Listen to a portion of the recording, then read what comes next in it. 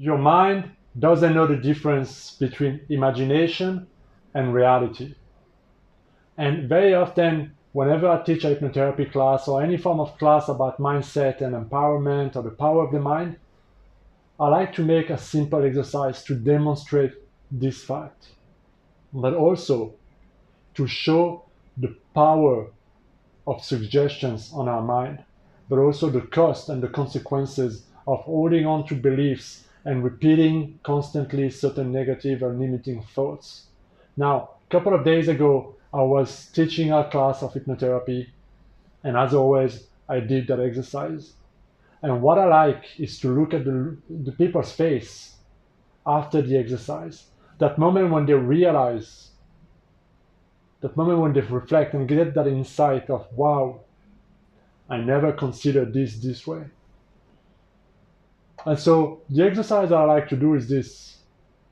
I want them to just put their hands in front of them and close their eyes. And this is less than 2 minutes, by the way. So they have their hands like this, and I want them to just imagine.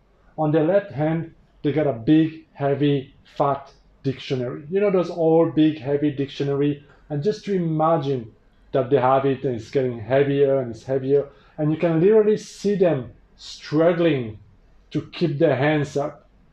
And on the other hand, I tell them to imagine that there's a balloon, okay, wrapped up, and it's just getting bigger and bigger, and it's lifting the other end. And after less than 2 minutes, you can see how their hands are changing positions. And then I tell them, look, open your eyes, stop where you are, and just observe your hands. What do you notice? And look around you. And everybody is like, holy shit, this is weird. Like, I mean, there's no dictionary, there's no balloon. You know, what is happening? And people will tell you, even though I knew there was no balloon and I wanted to fight it, my hand was still going down and I was shaking. And then I said, yeah. And I asked them this one question. I said, if in less than 2 minutes a suggestion can affect you this way, what is the cost of all the suggestions you give yourself every single day? You know those negative thoughts, those negative beliefs, that negative voice in your head that just keeps on hammering the same stuff every day, year after year? What is the cost of this in your health, in your personal growth, in your finance, in your work, in your relationship, in your happiness? And then I stop.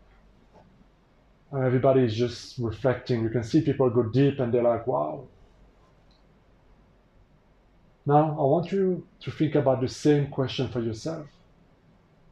Because the mind doesn't know the difference between imagination and reality.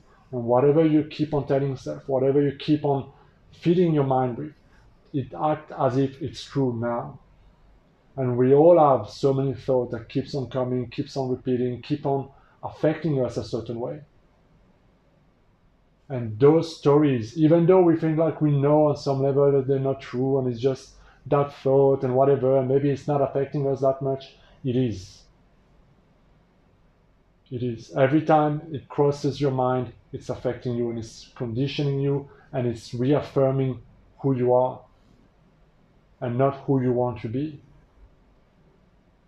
And this is why not only identifying those thoughts and those beliefs and stopping them, but replacing them is vital, because we are always in the process of giving ourselves suggestions, whether they are empowering or disempowering.